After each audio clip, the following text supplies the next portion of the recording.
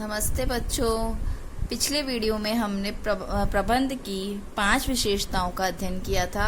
अब हम पढ़ेंगे प्रबंध की छठी विशेषता। प्रबंध एक सृजनात्मक कार्य है।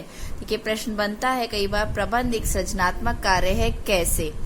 तो सृजनात्मक कार्य है यानी यह साधनों की प्रभावशीलता एवं दक्षता को बढ़ाकर अधिकाधिक उत्पादन का सृजन करने में योगदान देता है। देखो, साधनों की प्रभावशीलता क्या है? आपके पास कितने साधन हैं, उनको आप किस तरह से प्रभावशील तरीके से यानी किस तरह से आप उनको उपयोग में ले रहे हैं, कि दक्षता से उपयोग में ले रहे हैं, यानी कितने अच्छी तरह से उपयोग ले रहे हैं कि आपका उत्पादन अधिक से अधिक हो, कि उत्पादकता का सृजन करने में योगदान देता है। यानी साधनों का उचित रूप से उपयोग होगा तो उत्पादक भी अच्छी तरह से हमारा होगा। तो प्रबंध एक सृजनात्मक कार्य है।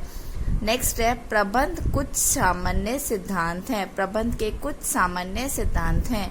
ये सिद्धांत विभिन्न शिक्षाविदों, चिंतकों, प्रबंधकों ने गहन शोध व अनुभव के आधार पर प्रतिपादित किए हैं।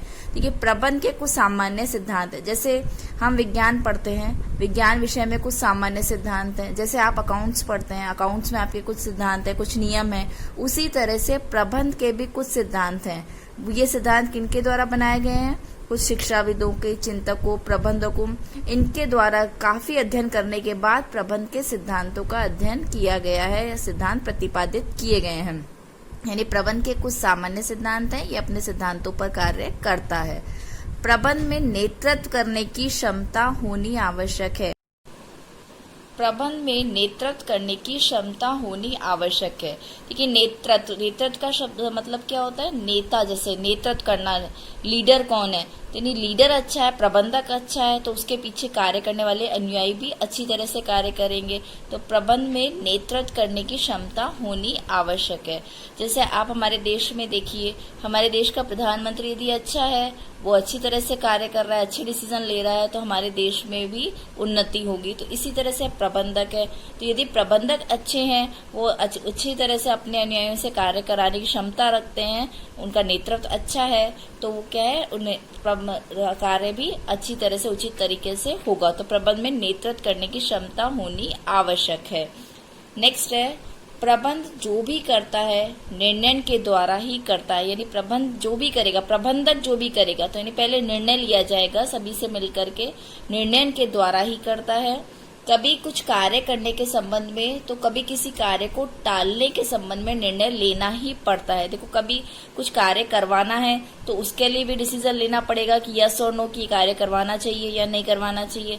कभी किसी कार्य को छोड़ना है तो हमें उसका भी निर्णय लेना पड़ेगा कि ये कार्य करवाना है या नहीं करवाना। तो ये सब निर्णय कौन लेता है? प्रबंधक। और प्रबंधक किसके के साथ निर्णय लेते हैं? सभी कमेटी मिलकर के निर्णय लेती है। प्रबंधक सभी व्यक्ति मिलकर के कार्य करते हैं। नेक्स्ट है, प्रबंधक दूसरों से कार्य करवाने हेतु अपने कुछ अधिकारों को अपने अधीनस्थों को सौंपता है। यानी प्रबंधक का कार्य क्या था? पहले भी हमने विशेषता पढ़ी थी, दूसरों से कार्य करवाना। अब यदि दूसरों से कार्य करवाना है तो उनको अधिकार भी देने पड़ेंगे। तो कुछ अधिकारों को अपने अधीनस्थ का मतलब क्या है? अपने अंडर में, उनके नीचे जो व्यक्ति कार्य कर रहे हैं, अधीनस्थों को सौंपते हैं। तो वे अधीनस्थ पुनः अपने कुछ अधिकारों को अपने अधीनस्थों को सौंपते हैं। तो हो सकता है अधीनस्थ के नीचे और अधीनस्थ हों, तो क्या है, अधीनस्थ भी अपने अधिकारों को नीचे वाले अधीनस्थों को भी सौंप सकते हैं। फलतः प्रत्येक अधीनस्थ अपने अधिकारों के प्रति उत्तरदायी भी बन जाता है। तो नहीं, जिस व्यक्ति को जो कार्य दिया गया है वह उसके प्रति उत्तरदायी होगा। जैसे टीचर है, टीचर क्लास में मॉनिटर को उत्तरदायी देती है और मॉनिटर अपने क्लास के क्लासमेट्स को उत्तरदायी देता है। तो यही है, अधिकारों के प्रति उत्तरदायित्व भी बन जाता है। इस प्रकार संस्था के प्रत्येक स्तर पर अधिकार व दायित्व की श्रृंखला का निर्माण हो जाता है। यानी प्रत्येक स्तर पर, यानी हर स्तर पर प्रत्येक व्यक्ति का अपना अपना अलग अधिकार है और अपना अपना अलग अलग दायित्व है। तो वो सभी अपने अधिकार और दायित्व को पूरा करेंगे। नेक्स्ट है, प्रबंध कार्य संस्था के अंदर व बाहर के वातावरण से प्रभावित होता है। ये बहुत ही इम्पोर्टेंट। प्रबंध देखिए, अंदर और बाहर के वातावरण। सबसे पहले तो प्रश्न बनता है, आंतरिक वातावरण में कौन कौन आता है? तो आंतरिक वातावरण में कौन आता है? नियोक्ता और कर्मचारी। नियोक्ता, कर्मचारी तथा संसाधन होते हैं।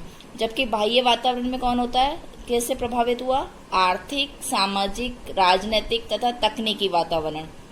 यह संपूर्ण वातावरण एवं प्रबंध कार्य एक दूसरे को परस्पर रूप से प्रभावित करते हैं। आप देखिए, आज का एग्जाम्पल ही देखते हैं हम। जैसे आप विद्यालय नहीं आ पा रहे, किस कारण से नहीं आ पा रहे? क्योंकि हमारा बाह्य वातावरण अभी सही नहीं है। घर से बाहर निकलेंगे तो किसका डर है अभी हमें? कोविड का। तो यही है, कोरोना वायरस अभी बाह्य वातावरण को प्रभावित कर रहा है, तो इस कारण से हम घर बैठे अध्ययन कर रहे हैं।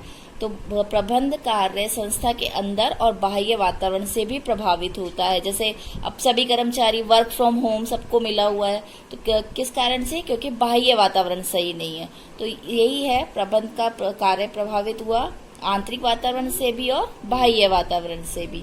नेक्स्ट है, प्रबंध संस्था के मानवीय प्रयासों व भौतिक संसाधनों के समन्वय की प्रक्रिया है, ताकि संस्था के उद्देश्य इससे संबंधित सभी वर्गों की अपेक्षाओं को दक्षतापूर्ण एवं कारगर ढंग पूर्ण किया जा सके। देखिए, प्रबंध मानवीय प्रयास, प्रबंधक संस्था में कौन वे काम करेंगे? मानव।